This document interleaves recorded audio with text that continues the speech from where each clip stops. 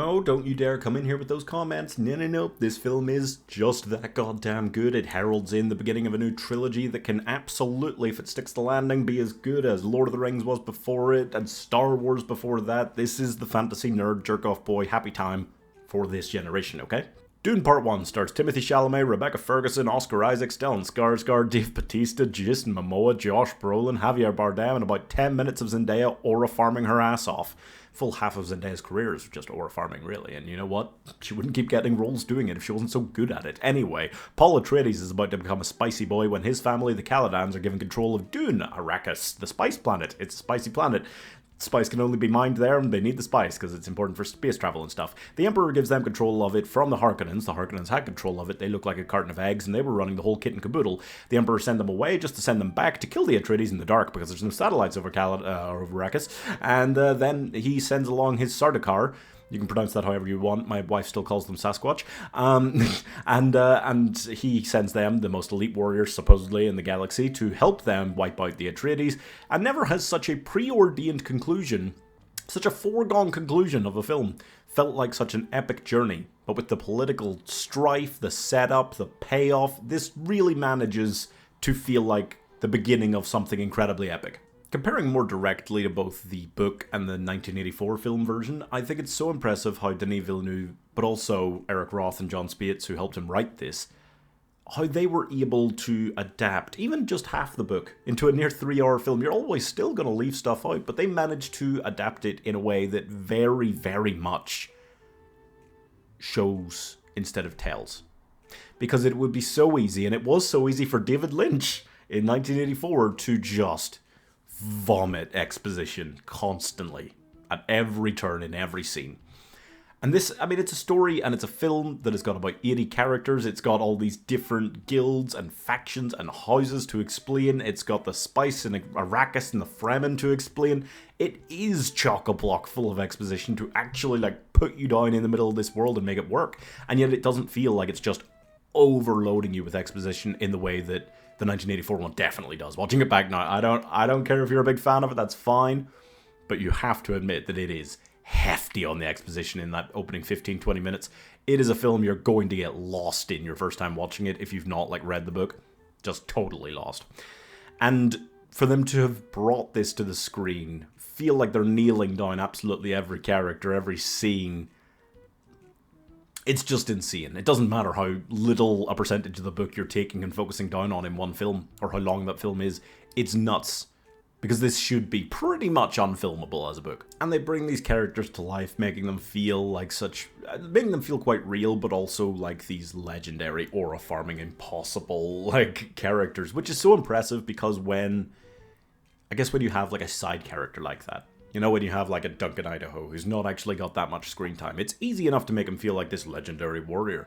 But making like all of them, every like character in this feel like these ethereal, powerful beings, these giant dignitaries and soldiers, that is really impressive. And that's where this stands out to me as having similarities to Lord of the Rings.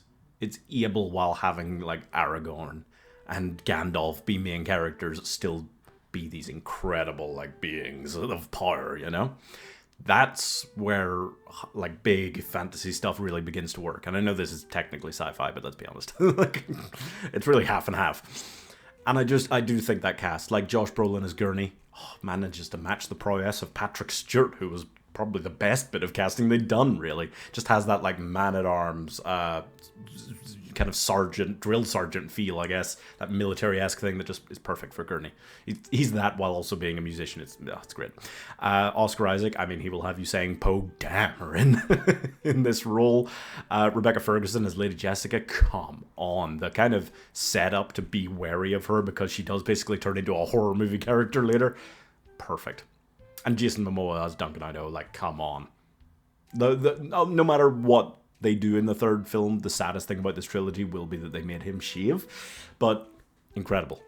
And then to bring that level of screenplay, to direct it with that much aplomb, to have that incredible cast, and to finish it all off with that level of cinematography. I'm not a big, like, IMAX guy. I don't really bother. I think it's just a bit louder. It kind of annoys me. The IMAX screens, you have to pay more. I'm not bothered about that normally. I don't think most blockbusters require it. I don't think Avengers films, I don't think Avatar films, you know, I'm not bothered when these come out thinking, oh yeah, I've got to see it on like IMAX screens. This one... Like, any of these Dune films, I've been like, oh, no. Need to see it on those. Because when you look at some of these shots, the sandworm swallowing up the spice collector, the destruction of Arrakis, like, there are no blockbusters I could even compare to it in terms of how goddamn good they look, apart from Mad Max Fury Road. That's the one. That's like the legendary one in modern terms for having just achieved such incredible things visually. Because they get lazy. Maybe not the Avatar films, to be fair, they do look good. But a lot of blockbusters have gotten so lazy on just having these incredible looks to them. And there are very few modern blockbuster level films that I can imagine framing a shot from on my wall. But all of the Dune films, I could find ones. A lot of ones. And just to bring this kind of 2001 A Space Odyssey element, and I don't like that film personally, but the epic scale, sci-fi, the slowness of shots for things, that is something that it can be utilized so well, and it is here, okay? They use sunlight and they use darkness, like, both so well. The fights on the ground in the dark with the fire, that is just so, I think that's breathtaking to look at. And when we had to wait 3 years in between Dune films, I was just staring at that, like, fight sequence, just thinking, my gosh. Because, again, and it's the same in the second one, they don't actually show that much of the, like, large-scale fighting. You know, in this one, like, you get Paul's vision of him, like, fighting and dashing through people, and you get the Battle of Arrakis, but actually, you see a lot of explosions and things like that. You see, like, Gurney and his men charging. You don't get that much, like, actual right in the thick of it, kind of stuff like you would in, like, a medieval, like, war film, like a fantasy film. You don't get that kind of Lord of the Rings-esque, like, close-up, elongated battle sequences. And maybe we will more in the third one. That's when most of them are in Lord of the Rings. But I think it's fascinating that it manages to feel so epic and so exciting and so, like, oh my god, as, like, that kind of thing is happening. And that is because it builds itself so well like a disaster film, essentially, without having to, like, show the nitty-gritty too much. And the sound, I have to talk about the sound quickly because, I mean, that's insane as well. Like, it's so impressive, it's so grand. Like, the grandeur of the film is partially just in the sound. I mean, it looks incredible as well, but the sounds, like, the opening with the, like, voice, you're just like going, oh my goodness, like, nothing is, like, jarred you and yet set the tone for this, like, ooh, dark, epic thing. Like that in, I mean, I don't know when, if ever.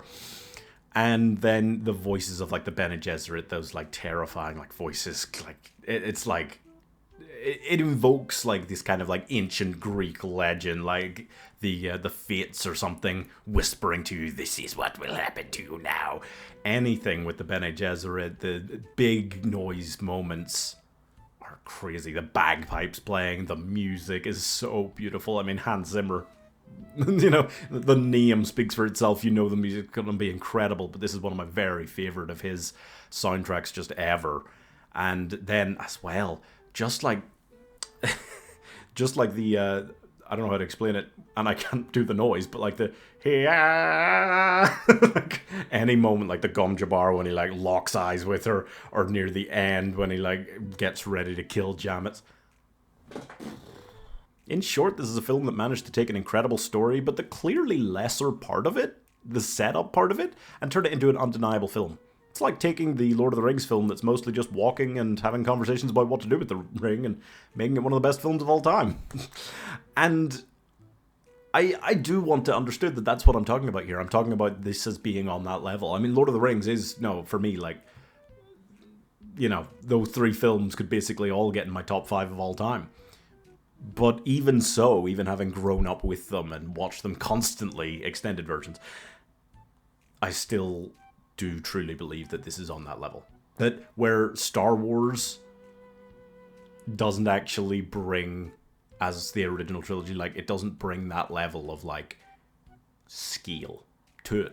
Realistically. I'm just being realistic here.